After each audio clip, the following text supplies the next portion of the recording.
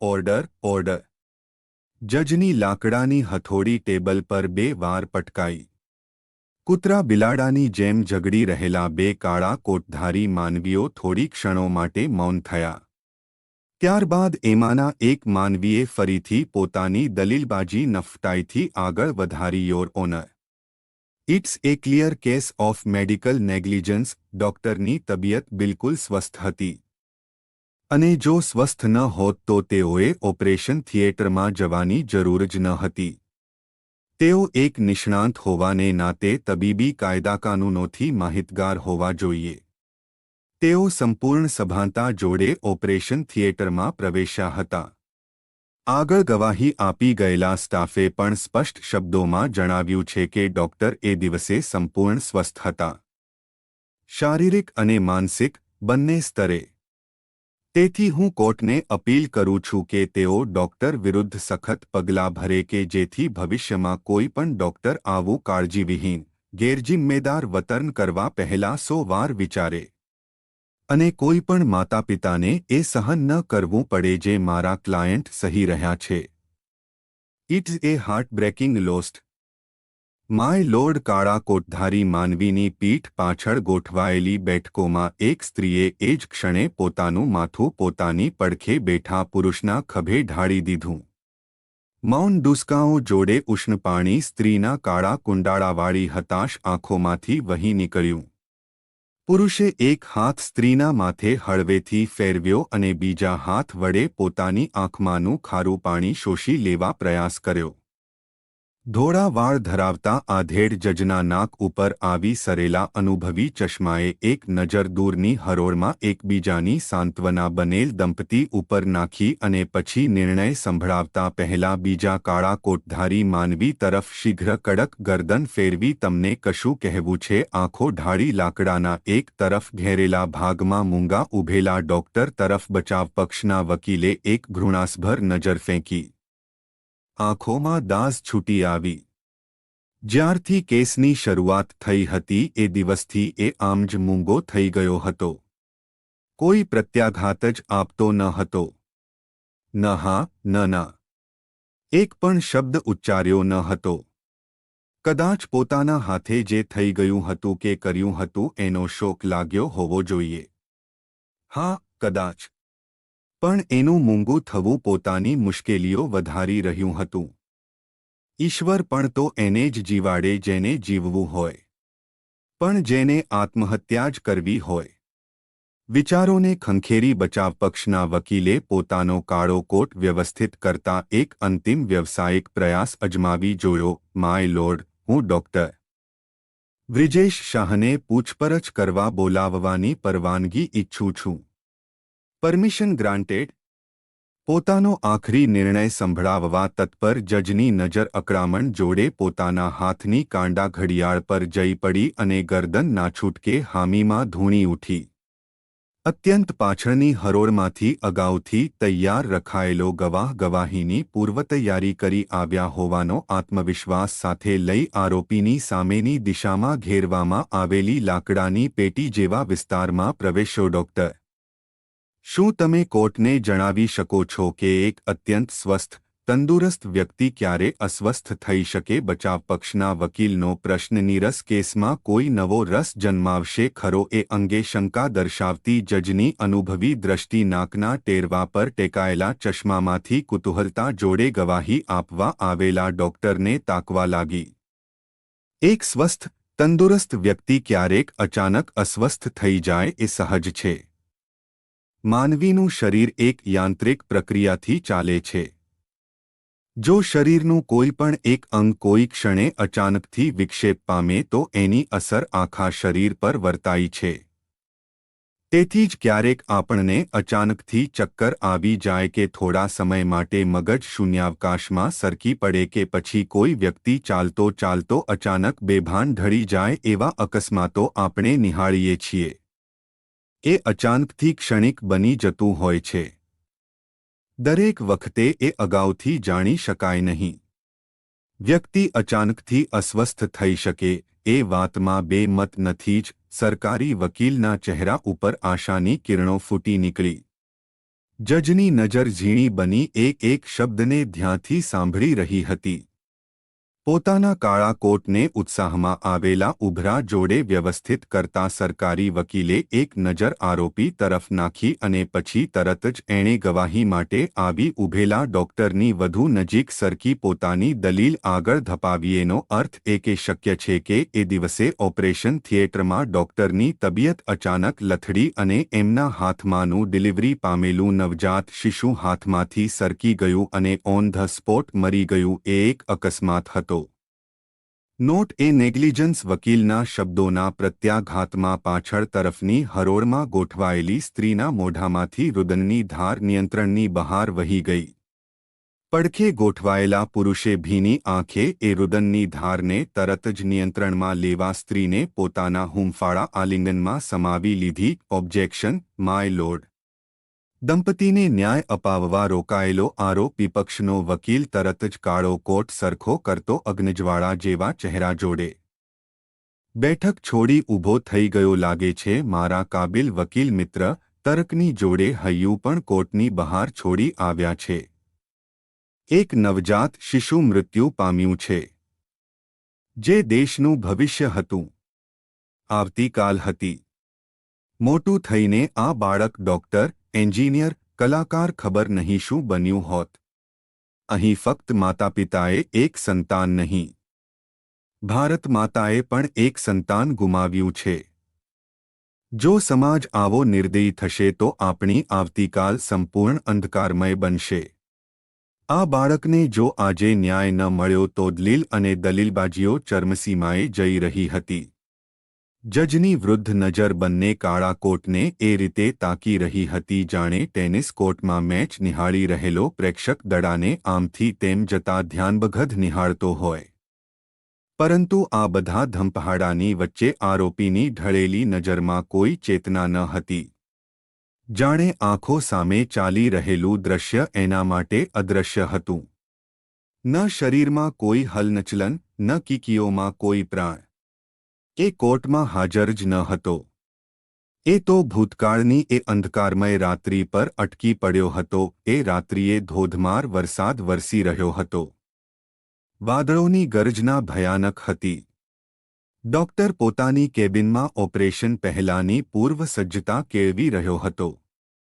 Table ઉપર ફોનની બાજુમાં ગોઠવાયેલી ફોટો ફ્રેમમાંથી પત્ની અને 5 વર્ષની પોતાની સુંદર, નિર્દોષ બાળકી મીઠું સ્મિત વેરી રહી હતી. ટેબલ પરનો મોબાઈલ અચાનક વાઇબ્રેટ થયો. ડોક્ટરે એક ઝડપી નજર ભીંત પર લટકાયેલી એન્ટિક ઘડિયાળ પર નાખી. સમય થઈ ગયો હતો. ફરજબદ્ધ શરીર તરત જ મોબાઈલ તરફ ધપી પડ્યું. હેલો, પપ્પા. તમે ક્યારે ઘરે આવશો? સામે છેડેથી ટહુકેલા મીઠા મધ જેવા શબ્દોથી ડોક્ટરના ગંભીર ચહેરા ઉપર એક મીઠું સ્મિત રેલાઈ ગયું. ટેબલ ઉપર વરાળ કાઢી રહેલા મગમાંથી એક નામનો જ ઘૂંટડો ભરી મગ ફરીથી ટેબલ ઉપર મૂકી દીધું. મોબાઈલને કાન અને ખભા વચ્ચે સેન્ડવિચ બનાવી બંને હાથ ફાઇલના પાનાઓ ઉથલાવવામાં વ્યસ્ત થયા. સિઝેરિયન માટે રાહ જોઈ રહેલ પેશન્ટની ફાઇલ ઉપર એક નજર તેવગત ફરવા માંડી. મીઠી, તું હજી સુધી ઊંઘી નથી. દિવાલ પરની એન્ટિક ઘડિયાળમાં ગુંજેલ હળવા ઘંટ થકી ફાઇલ પર ફરી રહેલી આંખોની ઝડપ આપોઆપ વધી ગઈ.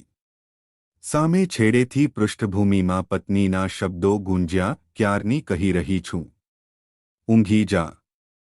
પણ સાંભળી જ નથી રહી. પપ્પા બિઝી છે. એમને વારંવાર ફોન ન કરાય. લાવ મોબાઈલ આપતો. એ જ ક્ષણે કેબિનની બારી વીજળીના પ્રકાશથી અંજાઈ ગઈ. આકાશમાં થયેલો કડાકો હૈયાને કંપાવી ગયો. એ કડાકા જોડે વરસાદનો વેગ પણ અચાનકથી અત્યંત મુશળધાર બન્યો. ગાંડાતુર થયેલા પવનથી કેબિનની બારી અહીંથી ત્યાં અફડાવા લાગી. ધીમે રહી ફાઇલ ટેબલ પર ગોઠવી ડોક્ટરે મોબાઈલ હાથમાં થામ્યો. સ્પીકર ઓન કરી મોબાઈલ એક તરફ રાખ્યો અને શીઘ્ર બારી તરફ ધપી વધારે ભીંજાઈ ન જવાય એની કાળજી રાખતા બારીને બંધ કરવાનો પ્રયાસ આદર્યો. સ્પીકરમાંથી મીઠો મધ જેવો ટહુકો ફરીથી ગુંજ્યો. પણ પપ્પા, તમને ખબર છે ને મને તમારી બેડ ટાઈમ સ્ટોરી સાંભળ્યા વિના મને ઊંઘ નથી આવતી.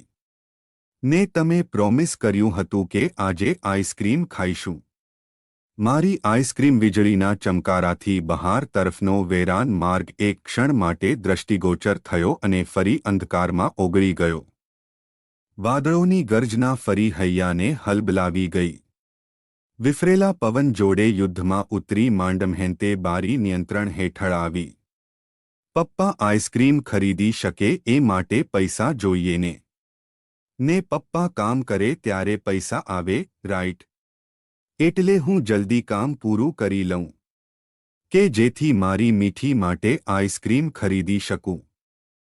બારીને કડી ભેરવી ચુસ્ત બંધ કરી એટલે બહારનું તોફાન અંદર તરફ પ્રવેશતું અવરોધાયું. ચહેરા પર સંતોષ છવાયો. પપ્પા, જલ્દી જાઓ.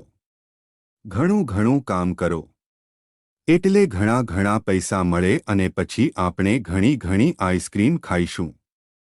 Mango, strawberry, chocolate, vanilla, butterscotch, pineapple. પાછળ પૃષ્ઠભૂમિમાંથી પત્નીનો અવાજ વધુ સ્પષ્ટપણે આગળ તરફ સંભળાયો. અરે બસ બસ, હવે પપ્પાને મોડું થાય છે. કુનાલ, આજે તારા હાથે 500 ડિલિવરી પૂરી થશે. આજ સુધી તારા દ્વારા કરાવવામાં આવેલી દરેક ડિલિવરીમાં કદી કોઈ કોમ્પ્લિકેશન થયા નથી. તારો સફળતાનો ગ્રાફ અકલ્પનીય છે. હોસ્પિટલ તરફથી તો તારા માટે ગ્રાન્ડ પાર્ટી આયોજાઈ રહી જ છે. પણ એક પાર્ટી હું ઘરે પણ આપીશ. આમ સો પ્રાઉડ ઓફ યુ. આ બધું મારી લક્ષ્મી, મારી દીકરી, મારી મીઠીના લીધે જ છે. She is my lucky charm. ડોક્ટરનો ચહેરો દીકરીની પ્રશંસા કરતા ગર્વથી ઝળહળી ઉઠ્યો. હું નીકળું છું. સર્જરીનો સમય થવા આવ્યો છે. They are must be waiting for me. All the best, Kunal. Love you, see you. સુનસામે છેડેથી કોલ કપાયો કે ડોક્ટર કેબિનમાંથી બહાર નીકળવા પાછળ ફર્યા. ઓરડામાં આવી ઊભેલી 26-27 વર્ષની સ્ત્રીને અચાનકથી જોતા ચહેરો ડઘાઈ ગયો. એ ચહેરો કેટલો વિચિત્ર રીતે એને તાકી રહ્યો હતો. એ આંખો કેટલી વિહવળ હતી. એ નજરમાં પીડા હતી, હતાશા હતી, દર્દ હતું, યાતના હતી, પણ સાથે આશ પણ હતી. એક વિચિત્ર પ્રકારની આશ. એવી આશ જેવી આશ કોઈ મંદિરમાં ઊભા ભક્તની આંખોમાં ઉભરાઈ રહી હોય. શરીરના હાવભાવોમાં વિચિત્ર પ્રકારની ઉતાવળ અને અધીરાઈ ડોકાઈ રહી હતી. પાતળું શરીર અશક્ત દેખાઈ રહ્યું હતું. પણ મનમાં કશું કરી છૂટવાની મક્કમતા સંગ્રહાઈ હતી જે શરીરના રોમેરોમમાં છલકાઈ પ્રતિબિંબિત થઈ રહી હતી. ડોક્ટર, મારી મદદ કરો. ફક્ત તમે જ મારી મદદ કરી શકો છો. મારી વાત ધ્યાન દઈ સાંભળો. મારી પાસે બહુ સમય નથી. લઘરવઘર હાલતમાં કેબિનમાં પહોંચેલી એ સ્ત્રી ઉપર ડોક્ટરની ત્રાડ ત્રાટકી. કોણ છો તમે? અહીં પરવાનગી લીધા વિના કેમ આવી ગયા? સિક્યોરિટી, નર્સ, હું શ્રેયા છું. જુઓ ડોક્ટર, મારી પાસે બહુ સમય નથી. હું જતી રહીશ. માંડમહેંતે, હું તમને અહીં યોગ્ય સમયે શોધતી પહોંચી છું. બસ મારું એક કામ તમારે કરવાનું છે અને એ તમે જ કરી શકો છો. શ્રેયા. ડોક્ટરના મોઢામાંથી નીકળી આવેલો શબ્દ એ શંકાનો સૂચક બની રહ્યો કે આ નામ પહેલાં કશે સાંભળ્યું હતું. પણ ક્યાં? જે ઝડપથી આંખો સામેની ઘટના આકાર લઈ રહી હતી એ સંજોગ અને પરિસ્થિતિ એ પ્રશ્નના ઊંડાણમાં ઉતરવાની સહેજે પરવાનગી આપી રહ્યા ન હતા. ઓપરેશન થિયેટરમાં પ્રવેશવાનો સમય થઈ ચૂક્યો હતો. પેશન્ટ અને સ્ટાફ દ્વારા એમની કાગડોળે રાહ જોવાઈ રહી હશે. એ વિચારે ડોક્ટરે ઝડપથી કેબિનમાંથી બહાર નીકળી જવા પ્રયાસ કર્યો. એ પ્રયાસ આંખે વળગતા સામે ઊભી સ્ત્રીએ ટેબલ પરથી કાચનો ગ્લાસ ઉઠાવી એને ટેબલ જોડે અફાળ્યો. હાથમાં રહી ગયેલા કાચના ટુકડાને પોતાના ગળાની નસ તરફ ધમકીભર્યા હાવભાવો જોડે ગોઠવી દીધો. અપેક્ષાવિહીન સ્ત્રીની પ્રતિક્રિયાથી ડોક્ટર એક ક્ષણ માટે સ્તબ્ધ થઈ ગયો. બીજી ક્ષણે પરિપક્વતા ગ્રહણ કરતા એણે પરિસ્થિતિને તર્ક અને ધૈર્યથી નિયંત્રણમાં લેવાનો ત્વરિત પ્રયાસ આદર્યો. 1 મિનિટ. આરામથી, આરામથી. જુઓ, હું નથી જાણતો તમે કોણ છો અને આ રીતે શા માટે વર્તી રહ્યા છો. હું તો આજ પહેલાં તમને કદી મળ્યો પણ નથી. પણ મહેરબાની કરી સમજવાનો પ્રયાસ કરો. મારે સિઝેરિયન કરવા જવાનું છે. ઓટીમાં મારો સ્ટાફ મારી રાહ જોઈ રહ્યો છે. હું પરત આવું પછી આપણે નિરાંતે વાત કરીએ. ડોક્ટરના આશ્વાસનથી રાહત પામવાને સ્થળે સ્ત્રી વધુ આક્રમકતા જોડે કાચના ટુકડાને ગળાની રક્તવાહિનીની વધુ અડોઅડ નજીક લઈ ગઈ. ડોક્ટરના ચહેરા પર પરસેવાના બિંદુ બાઝવા લાગ્યા. એ જ સમયે વાદળોનો પ્રચંડ ગડગડાટ થયો. બહાર તરફનું વાવાઝોડું ચરમસીમાએ પહોંચ્યું અને વરસાદ ભાન ભૂલી તોફાને ચઢ્યો. ડોક્ટર, મારી પાસે એટલો સમય નથી. હું જતી રહીશ. બસ તમારે એક કામ કરવાનું છે. આજે જે બાળકીને તમે જન્મ આપવા જઈ રહ્યા છો તમારે એને મારી નાખવાની છે. That's it. What? Are you out of your mind? ડોક્ટરની આંખોમાં લોહી ઉતરી આવ્યું. એની પ્રમાણિકતા અને નૈતિકતા પર જાણે વજ્રઘાત થયો. એ નખશીખ હલબલી ગયો. ક્રોધ અને મૂંઝવણની એ અનેરી આંટીઘૂંટીમાં સપડાઈ ગયો. અને શીઘ્ર એક નવા જ આંચકાએ એને જકડી લીધો. વેઇટ એ મિનિટ. મારા સ્ટાફમાંથી ચોક્કસ કોઈ તમારી જોડે ભળેલું છે. આજે હું સિઝેરિયન દ્વારા જે બાળકને જન્મ આપવા જઈ રહ્યો છું એ છોકરી છે એની તમને કઈ રીતે જાણ થઈ? એ અંગે તો બાળકના માતાપિતા પણ અજ્ઞાત છે. ગર્ભ નિરીક્ષણ દ્વારા અગાઉથી જ બાળકની જાતિ વિશે માહિતી મેળવવી કે અંગે માહિતી પ્રદાન કરવી બંને કાયદાકીય ગુનો છે. જો મારા સ્ટાફમાંથી કોઈ હું તમારા સ્ટાફને જાણતી નથી. મને એમની જોડે કોઈ લેવા દેવા નથી. મને ફક્ત આજે જન્મ લેનારી બાળકી જોડે લેવા દેવા છે. તમે એને જીવતી ન છોડતા. એને કોઈ પણ રીતે.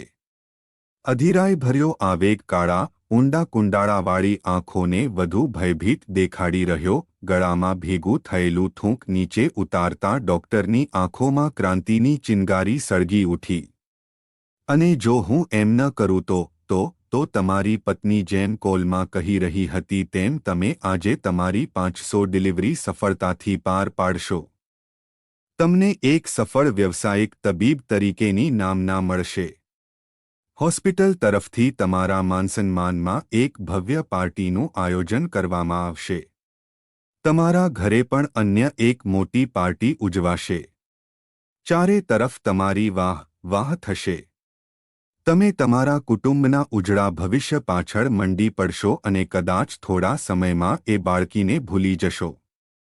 પણ એ બાળકી જોડે શું થશે એ જાણો છો?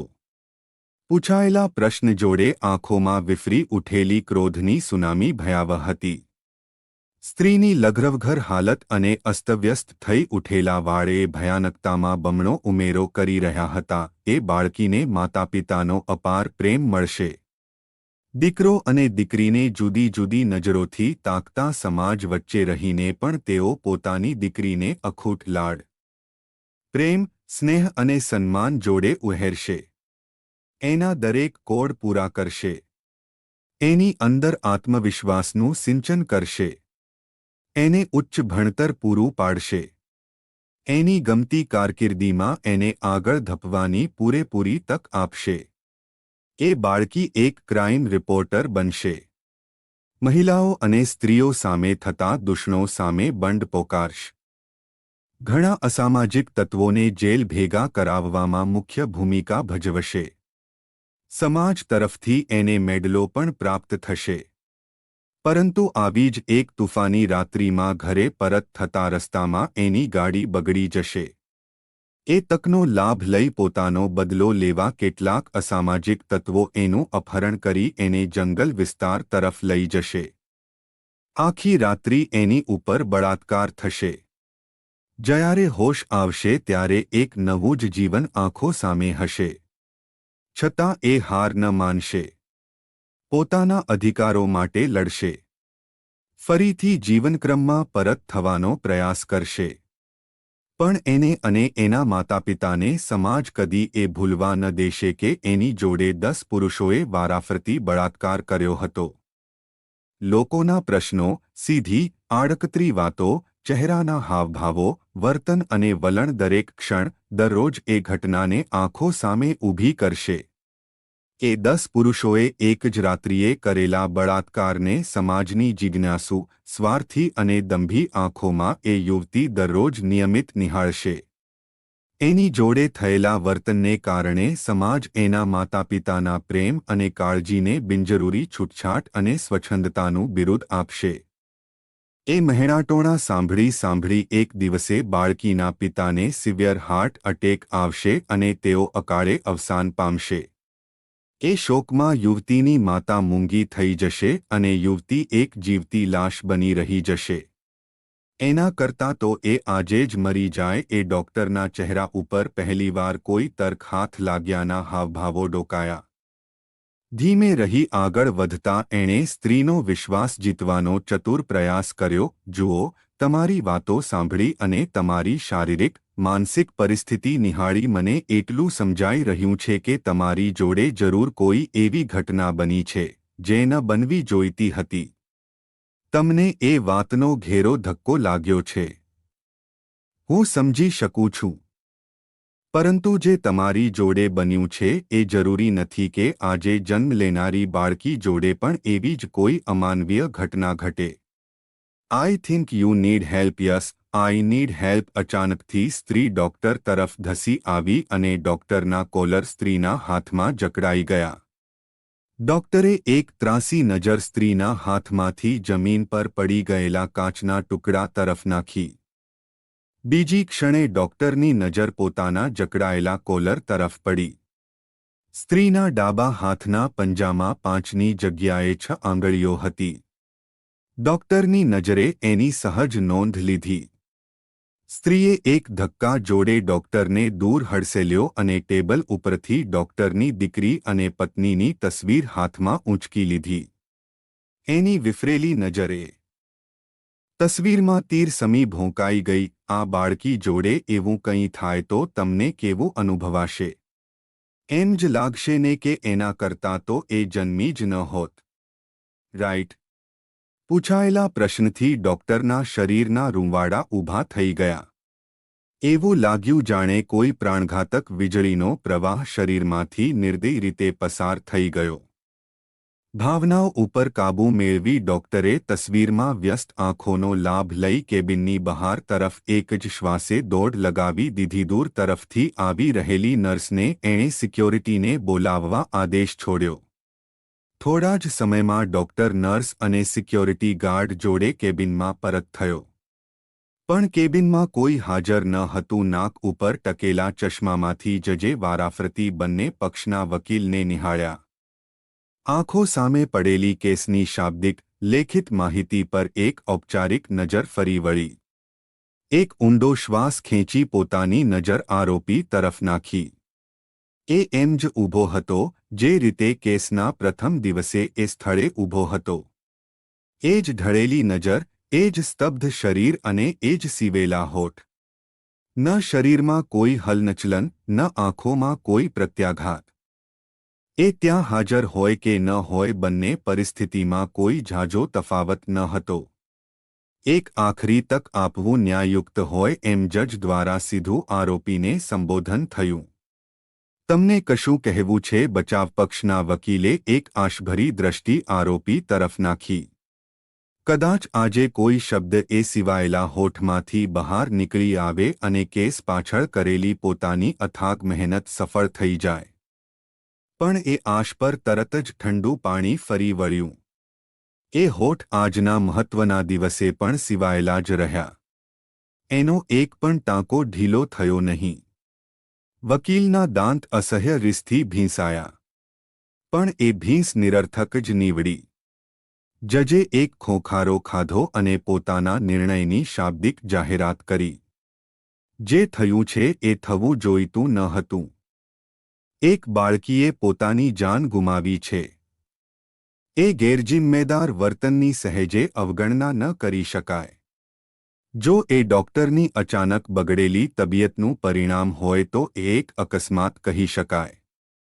પણ આ કેસમાં ડોક્ટર પોતાના બચાવમાં કશું કહેવા તૈયાર નથી. એ આડકતરી રીતે ગુનો કબૂલ કરવા બરાબર જ છે. તેથી આ કોર્બચાવ પક્ષના વકીલને જાણે ડૂબતાને તણખો મળે એ રીતે જજના શબ્દોમાંથી કશું ખૂબ જ મહત્વનું હાથ લાગી ગયું હોય એમ બે ડગલા જજ તરફ શીઘ્ર આગળ ધસી આવ્યો. Sorry to interfere, my lord, પણ એક બહુ મહત્વની બાબત અહીં નજરઅંદાજ થઈ છે. જે રીતે તમે જોઈ શકો છો કે ડોક્ટરે આજ સુધી એક પણ શબ્દ કોર્ટમાં ઉચ્ચાર્યો નથી. કોર્ટમાં જ નહીં, જ્યારથી આ ઘટના બની છે ત્યારથી આજ સુધી એમણે કોઈની પણ જોડે એક પણ શબ્દ ઉચ્ચાર્યો નથી. પોતાની પત્ની અને બાળકી જોડે પણ નહીં. કેસની બધી જ માહિતીનો આધાર ત્યાં ઉપસ્થિત સ્ટાફની ગવાહી પર રહ્યો છે. એ ઘટનાથી ડોક્ટરને ઘેરો ધક્કો લાગ્યો છે. He is clearly suffering from post traumatic syndrome. તેથી હું કોર્ટને વિનંતી કરું છું કે કેસ અંગે કોઈ પણ નિર્ણય લેવા પહેલા એમને જરૂરી થેરપી અને સારવાર પ્રદાન કરવામાં આવે. જજે પોતાના ચશ્મા ઉતારી કેસના કાગળિયાઓ પર ગોઠવી દીધા. ક્ષણિક મનોમંથન કર્યું. બચાવ પક્ષના વકીલની નજર જજ પર એ રીતે ચોંટી હતી જાણે અર્જુનની માછલીની આંખ ઉપર.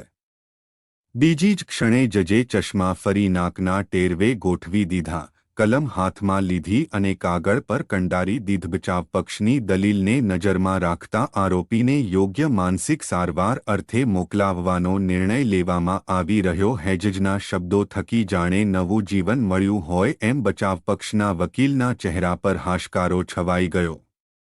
આરોપી પક્ષના વકીલના ચહેરા પર સ્પષ્ટ અસહમતિના ભાવો ફરી વળ્યા. આરોપીને પોલીસ કસ્ટડી હેઠળ અદાલતની બહાર તરફ લઈ જવામાં આવ્યો. પાછળની હરોળમાં ગોઠવાયેલા દંપતી યોગ્ય ન્યાય ન મળવાનો બળાપો એકબીજાને ચુસ્ત આલિંગન આપતા અશ્રુવાળી આંખો જોડે વહાવી રહ્યા.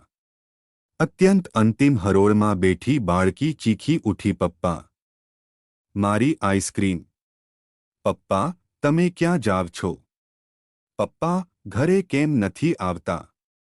પપ્પા, મારી જોડે કિટ્ટા છો? પડખે બેઠી સ્ત્રીએ બાળકીને ચુસ્ત આલિંગનમાં લઈ લીધી. એની મૌન વહી રહેલી આંખો સ્તબ્ધ, પૂતળા જેવા બની ગયેલા પતિને પોતાનાથી દૂર જતા નિસ્હાય નિહાળી રહી. માનસિક રોગોની ઇલાજ માટેની હોસ્પિટલના એક એકાંત નીરવ ઓરડામાં પથારી પર બેઠા ડોક્ટરની આંખોની કીકીઓ શૂન્યાવકાશમાં સ્થિર હતી. શરીરમાં કોઈ પણ પ્રકારનું હલનચલન ન હતું. હોઠ ચુસ્ત બીડાયેલા હતા. નજર હજી પણ ઓપરેશન થિયેટરમાં બની ગયેલી ઘટના પર જડાયેલી હતી. સિઝેરિયન સફળતા તરફ આગળ વધ્યું અને નવજાત બાળકી હાથમાં આવી. ડોક્ટરની નજર અનાયાસે બાળકીના ડાબા હાથના પંજા ઉપર પડી. એ પંજામાં 5 નહીં 6 આંગળીઓ હતી. એ જ સમયે ડોક્ટરની સ્મરણશક્તિમાં અચાનક એક ઉછાળ આવ્યો. થોડા સમય પહેલા કેબિનમાં ધસી આવેલી માનસિક રીતે અસ્થિર લાગી રહેલી સ્ત્રીએ આપેલા પરિચયમાં ઉચ્ચારાયેલું નામ મગજમાં ગુંજી થયું, શ્રેયા, અને એ સાથે જ જેનું સિઝેરિયન થઈ રહ્યું હતું એ સ્ત્રી અને એના પતિ જોડેનું પૂર્વ રેગ્યુલર ચેકઅપ અપોઇન્ટમેન્ટ યાદશક્તિમાં ધસી આવ્યું. સ્ત્રીએ કહ્યું હતું, દીકરો હોય કે દીકરી, જે પણ ઈશ્વર આપશે એ રાજી ખુશી સ્વીકારી લઈશું. અમે તો નામ પણ વિચારી રાખ્યા છે. જો દીકરો હશે તો શ્રેયસ અને જો દીકરી હશે તો શ્રેયા. ડોક્ટરના હાથ ધ્રુજી ઉઠ્યા. શોકની એક ક્ષણ, એક આંચકો અને બાળકી હાથમાંથી સરકી પડી. મૌન, સ્થિર કીકીઓમાંથી ચોર ડગલે ધસી આવેલી એક ખારી બુંદ હોસ્પિટલની પથારીને હાનીમાની ભીની કરી ગઈ અને કોઈને એની જાણ ન થઈ શકી। એ જ સમયે માનસિક રોગોના ઇલાજ માટેની એ હોસ્પિટલના રિસેપ્શન પર બેઠી સ્ત્રી પોતાને મળેલી નિરાંતની પળોનો સદુપયોગ કરવા સાયન્સ મેગેઝિનની નવી આવેલી આવૃત્તિ વાંચવામાં તલ્લીન હતી। એની નજર દરેક શબ્દ ઉપર રસપૂર્વક ફરી રહી હતી। ટાઈમ ટ્રાવેલ ફક્ત એક કલ્પના છે કે પછી હકીકત? શું એવું શક્ય છે કે ભવિષ્યમાંથી કોઈ માનવી સમયની યાત્રા કરી પોતાનો ભૂતકાળ બદલવા આપણા વર્તમાનમાં પ્રવેશી શકે? અને જો પોતાના વર્તમાનમાંથી છુટકારો મેળવવા એ આપણા વર્તમાનમાં પ્રવેશે તો શું આપણું ભવિષ્ય બદલાઈ જાય? દોસ્તો, નવા હોય તો ચેનલને સબસ્ક્રાઇબ કરો ને એક લાઇક કરો, શેર કરો ને સ્ટોરી કેવી લાગી તે કોમેન્ટમાં જણાવજો। આભાર।